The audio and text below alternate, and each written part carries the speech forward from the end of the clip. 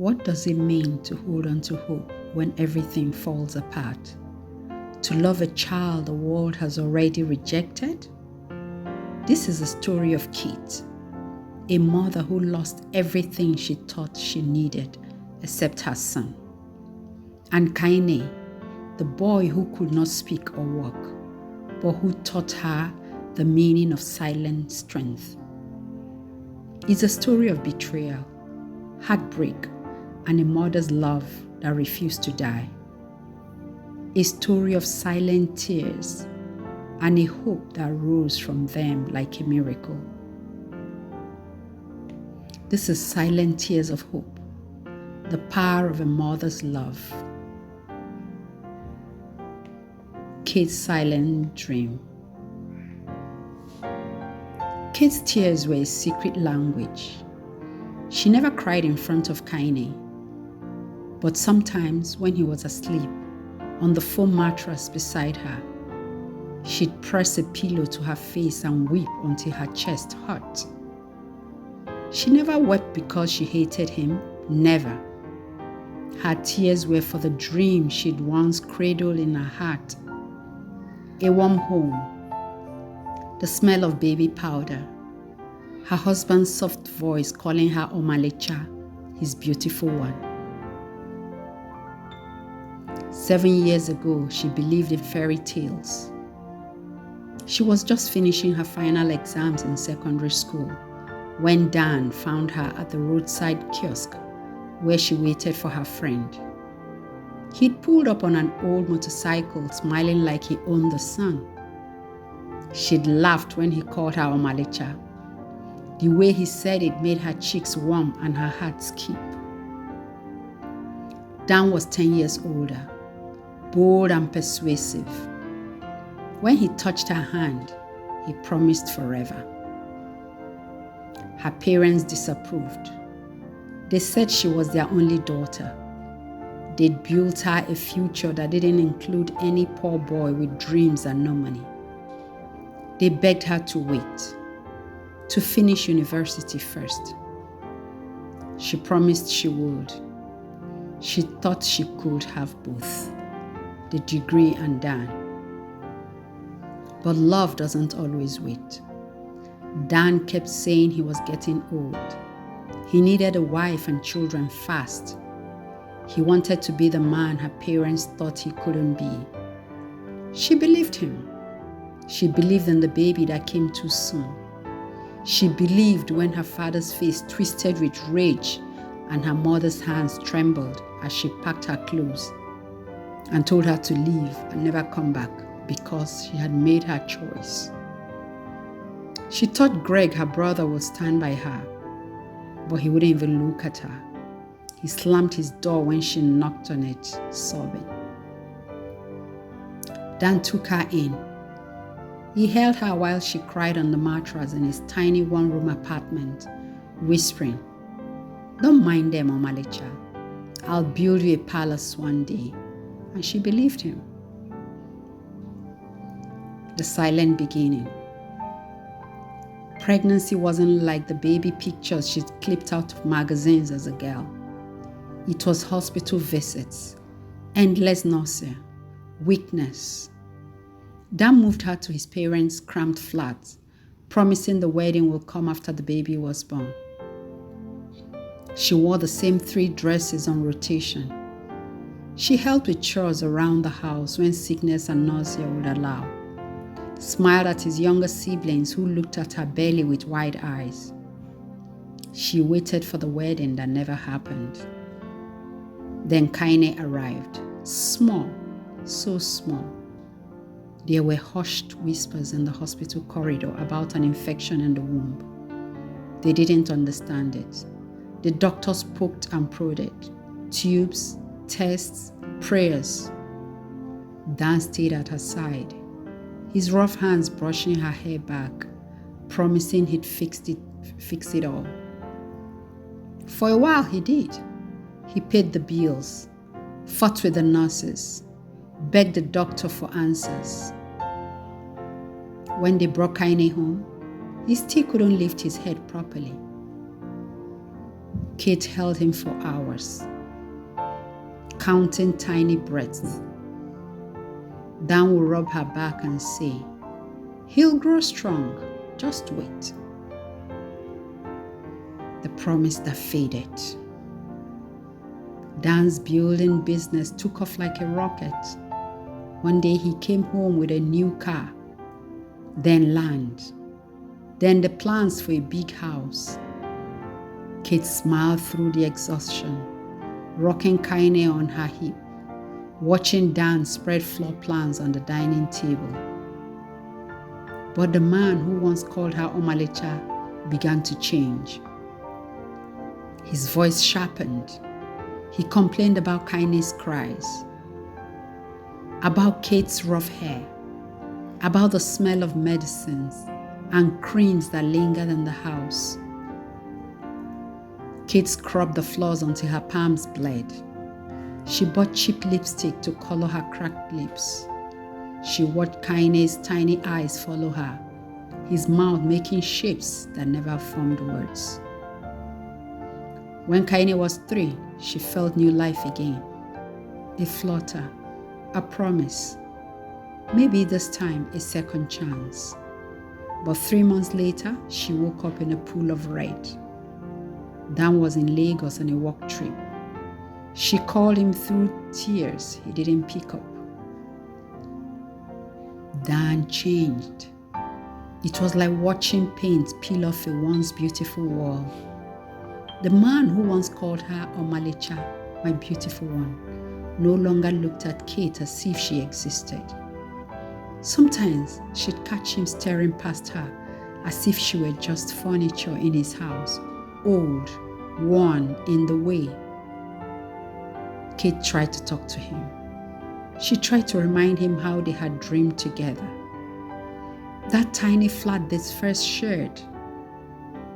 The whispered talks of building a big house, raising children who'd run through wide corridors.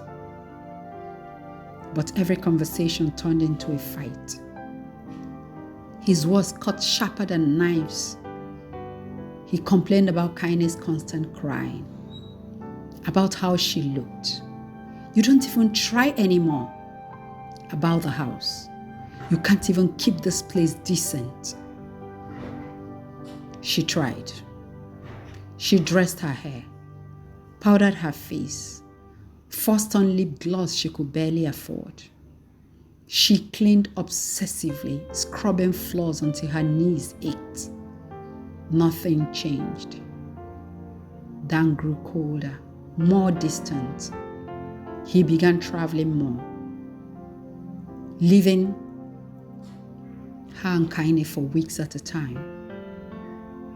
In that emptiness, Kate clung tighter to Kaine. He was her breath, her reason to keep standing when her world fell apart piece by piece. So she did not see what was happening outside her little circle of mother and child, until one day, fate forced her eyes open. She had run out of Kaine's diapers and one of his medications. She strapped him to her back and walked to the small pharmacy a few streets away. She was counting her last notes when she heard it, a conversation she would replay in her mind for years. 2 women talking, laughing lightly. She was not paying attention until she heard his name. "I hear that Dan Oje's new wife has just had a baby boy," one said. "Good for him," the other replied. "Finally, a child he can be proud of, not that thing his other wife drags around." Kate's heart slammed into her ribs. She froze. The first woman giggled. Was he ever really married to her? She ran away from her rich parents for a man beneath her. It's punishment, disgrace. The second woman spotted Kate's shadow and coughed.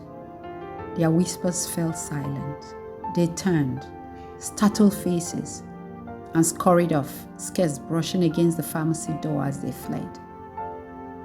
Kate stood there, still holding the few crumpled notes in her palm. She felt them as she tightened her fist, her fingers digging into her palms. Her heart was roaring in her ears. New wife? A baby boy? She refused to believe gossip. She waited until Dan came home days later. When he stepped through the door, acting like everything was all right, walking past her as usual, she asked him, her voice trembling, hopeful it was all lies. He did not lie. He didn't even flinch. Yes, I have a new wife, and she gave me a son. Kay's throat burned. She tried to find the right words. Why? How? But Dan was already pulling away, shrugging. I've moved on, Kate. You should too. It's not like we are married. Take Kaine. Leave if you want. Or move to the quarters at the back. This house is for my wife and my son now. They'll be moving in shortly. I was going to tell you anyway. That night, Kate lay beside Kaine, watching him sleep, tracing his tiny fingers. Her tears soaked the thin pillow until it was damp. She didn't sleep. Her heart wouldn't let her. By morning, her eyes were dry, but her chest felt carved out. At dawn, Dan woke her with a knock. His voice was cold. Start moving your things. She packed quietly. She didn't argue. She carried Kaine on her back, his small arms around her neck, his cheek pressed to her shoulder. His warmth was the only thing that kept her legs from giving way as she dragged bags and boxes to the cramped servants' quarters behind the main house. She heard the moving trucks days later, the new wife moving in. She heard laughter, the baby's cries, the new life inside the main house. Dan built a high wall that sliced their world in two. A small gate connected them still, but it stayed locked from his side. And then he disappeared. No visits, no word. Kate learned to live inside that small, quiet space, just her and Kaine. When the food ran out, she knocked on neighbors' doors. Do you need laundry done? Your house cleaned? She would strap Kaine to her back, his warm weight giving her the courage to keep moving. Sometimes she'd find a shaded corner where she laid him down as she scrubbed clothes until her fingers cracked. Kaine was 5 now. He still could not walk, could not talk, but he could crawl on his belly, dragging himself after her around the house. He'd tug her skirt with his little hand, make sounds only she understood, his secret language to say, Mama, I'm here. 2 months after the move, Dan came once. Kate was outside, bent over a tub of soapy clothes. She heard the creak of the small gate, the first time in weeks. She dried her hands on her wrapper and stood, heart hammering, hoping maybe he'd say something, anything. Dan did not say a word. He stepped past her, shoes clean and shiny on the veranda. He glanced into the dark room where Kaine slept, eyes flicking over his son like he was an old chair. Then he dropped a wad of notes on a chair by the door and left without a word. Kate stood in that doorway long after she heard the gate click shut. Finally, she stepped forward and picked up the money. She counted it slowly. Enough to buy diapers, groceries, a little relief. Inside, Kaine stared awake. Kate changed his sheets, humming to him as she wiped away the damp patches on the mattress. She didn't have a new diaper for him. He'd used the last one the previous day when she carried him to work. Later today, she'd buy more. Kaine couldn't speak yet, but he made sounds. Soft hums, gurgles, gestures only she could translate. Lately, she'd noticed something. His legs moved differently when he crawled, more knee than belly now. She dared not hope. The doctors had said maybe. If she could afford physiotherapy, if she could find a speech therapist. She couldn't afford any of it, but she could give Kaine one thing no money could buy, herself. She will carry him, feed him, teach him, even if he never walked, even if he never spoke. Because some dreams are so small, the world overlooks them, like the first steps of a child no one expected to stand, or the silent tears of a mother who dares to hope anyway.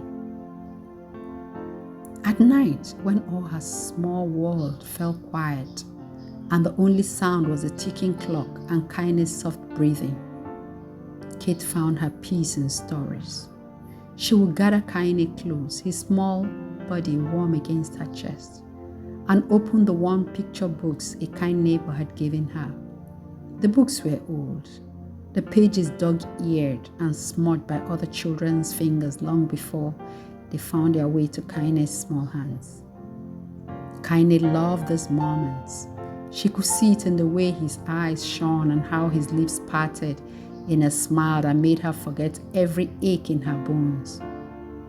When she finished, he would clap those tiny hands with so much delight that she sometimes found herself crying silently, pressing a kiss to his forehead before he noticed her tears.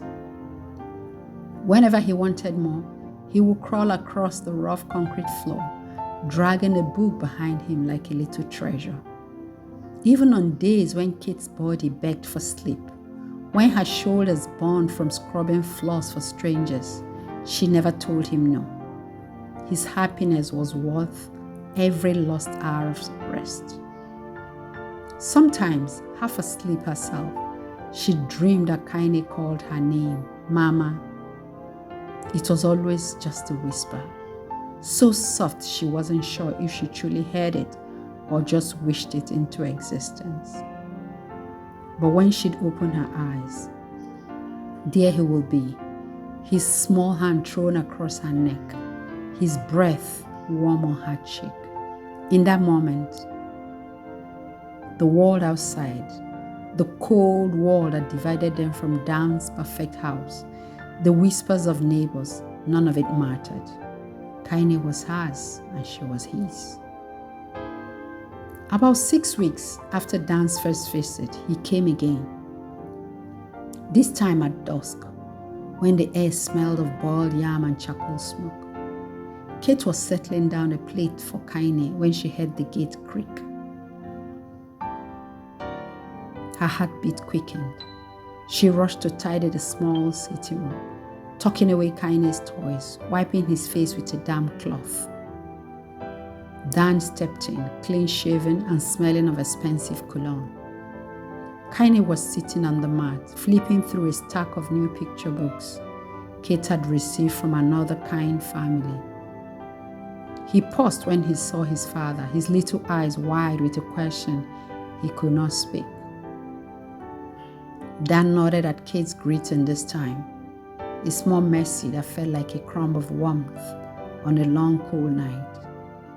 He looked at Kaine from a distance, never stepping closer, never crouching to hold him. "What are the doctors saying?" His voice was flat, as though they were discussing someone else's child. Kate swallowed her pride, forced calm into her voice.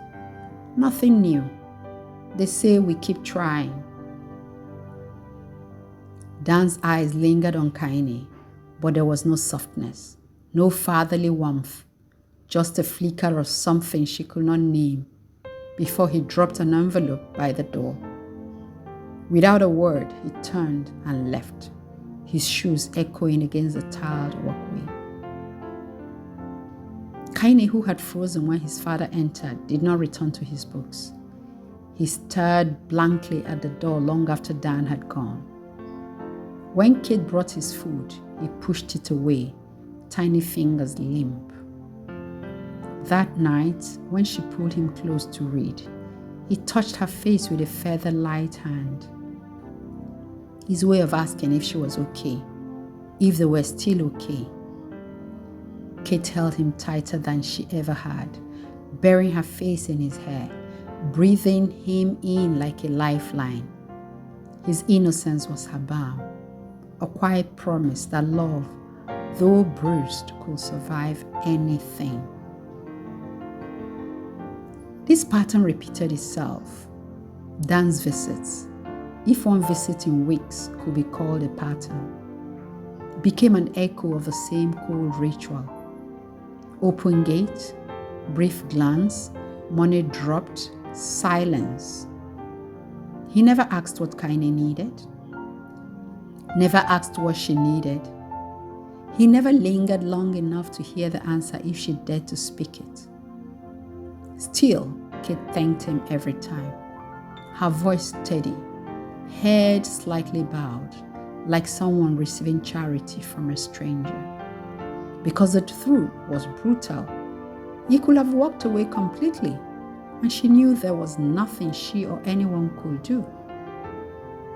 Sometimes at night, when Kaine lay coiled against her and sleep refused to come, Kate would stare at the low ceiling and wonder, did Dan ever think of his son?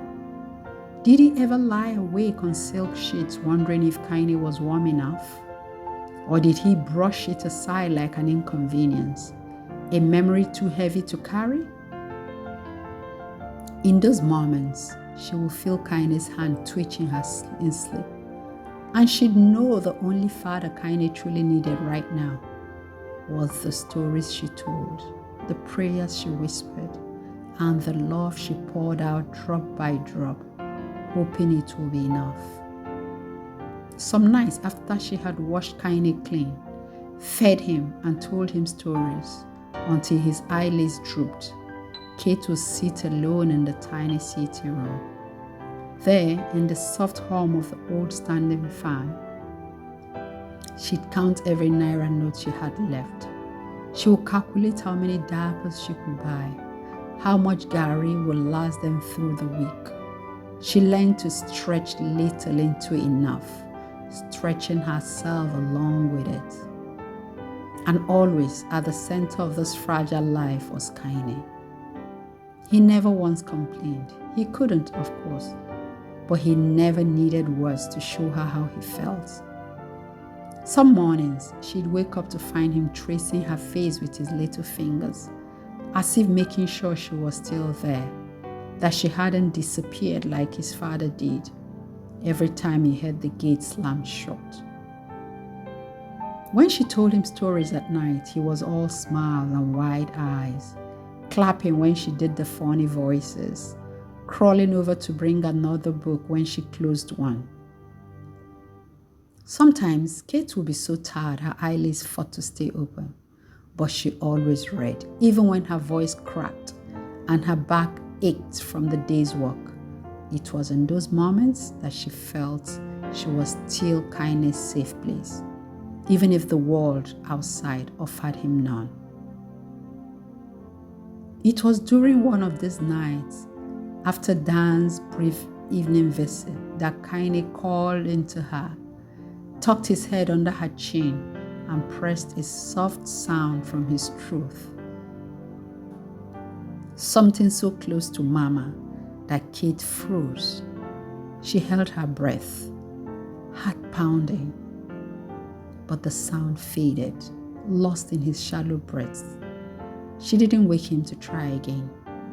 Instead, she cradled him closer and let her tears soak his hair, half prayer, half promise that she will never stop trying. Dan's visits, if they could be called that, came like ghostly reminders that they were still tethered to him, if only by a thin thread of pity money. Each time he appeared, Kaine would pause whatever he was doing, playing with his books, pushing his wooden toy car with his elbows, and watch his father with wide eyes, silently hoping for something. A word, a smile, a touch, but Dan never gave him any of those things. He would nod at Kate's greeting, drop an envelope by the door, glance at Kaine like he was a question that didn't need answering, then leave. Life for Kate continued, and she was grateful for the little she had. She didn't ask for too much. If only Dan could give some attention to Kaine, but she was hopeful that it could happen one day. Then Dan's wife finally came to the back on a Sunday morning. Kate was fresh from her bath, heart light with a plan to talk to Mrs. Madu about selling snacks. A small dream, but hers nonetheless. When she saw Maggie walking, her heart stilled. Maggie's words sliced through her. "I want you and that son of yours out of here." And with each word, the little strength Kate had gathered seemed to drain into the cold concrete beneath her feet. When Maggie left and the sound of the gate closing faded, Kate went to check on Kaine and found he was awake, eyes wide and searching her face for answers. She forced her lips to curve, forced her voice to come out soft and cheerful. "My Kaine, my sunshine, let's get you ready for church, He giggled then, trusting that as long as Mama was smiling, everything was okay. But inside, Kate's mind was on fire. Where will they go? What if she ended up sleeping under a tree with Kaine in her arms? What if the neighbors closed their doors when she came begging? The fear knotted her stomach so tightly she thought she might collapse. Church that morning was a blur of singing, messages, and restless thoughts. Kate sat stiffly on the chair, nodding when people greeted her, but hearing nothing. When Mrs. Madu found her after service, Kate could no longer pretend.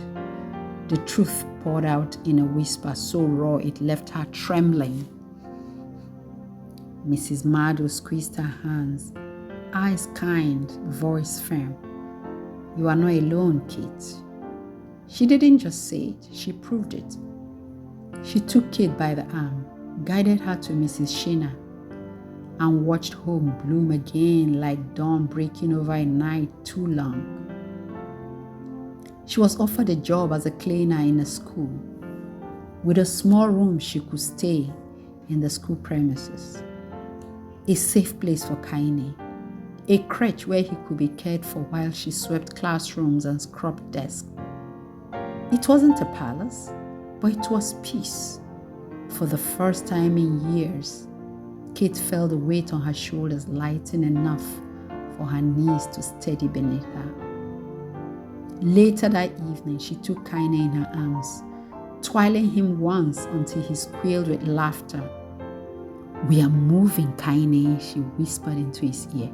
"Somewhere where we'll be safe, somewhere Mama can walk and you can play and learn." Kaine clapped his hands, giggling again. Did he understand? Maybe not, but his joy was enough for her to believe that somehow, somewhere in that bright little mind, her hope was his hope too. That night, she began to pack, folding Kaine's tiny clothes, her few dresses, the stack of picture books that had become their nightly bridge to better dreams. She did it all by lamplight. There was a power cut, her heart steady for the first time in a long while. Outside the window, the night hummed with distant voices and passing cars. But inside, mother and son were weaving a new story together, one where no locked gate could keep them out of a tomorrow that was finally bright enough to believe in. Kate's work at the school quickly became more than just a job. It was a second chance at life. The small room she and Kaine now called home was nothing fancy, but it was warm, safe, and hers. For the first time in years, she could sleep without listening for footsteps on gravel or a gate creaking open, wondering if Dan will appear only to drop money and vanish again like a ghost. The steady salary meant Kaine always had food, diapers, and his medications. She still stretched every naira, but now there was always something to stretch, not just hope and silent prayers. When she watched Kaine crawl on his knees across the small room, dragging his toy car, something new flickered inside her, a cautious, flickering flame. She saw him testing his legs against the edge of the chair, balancing on shaky knees, then giggling when he tumbled into her arms. At night, when he was fast asleep, she would lie awake listening to the small sounds he made, half-formed words, soft humming, and she would weep, not the bitter tears she had cried in the back room of Dan's house, but tears of fragile faith, silent tears of hope. She poured that same hope into herself too. Mrs. Maddow, her guardian angel in human form, planted a new seed when she urged Kate to register for university through the Open University. Your life is not over, she told her. Kaine means let's keep living and let them see what God will do with your life too, Kate. And so she did, installing moments between work, crèche pickups, and Kaine's daily baths. She studied for her degree in English education. She dreamed of standing in front of a classroom one day, telling children stories that made them dream too. She dreamed of Kaine walking into her classroom someday, carrying his backpack himself. She had no time for love, not the kind that failed her once and left his car that still paused on lonely nights.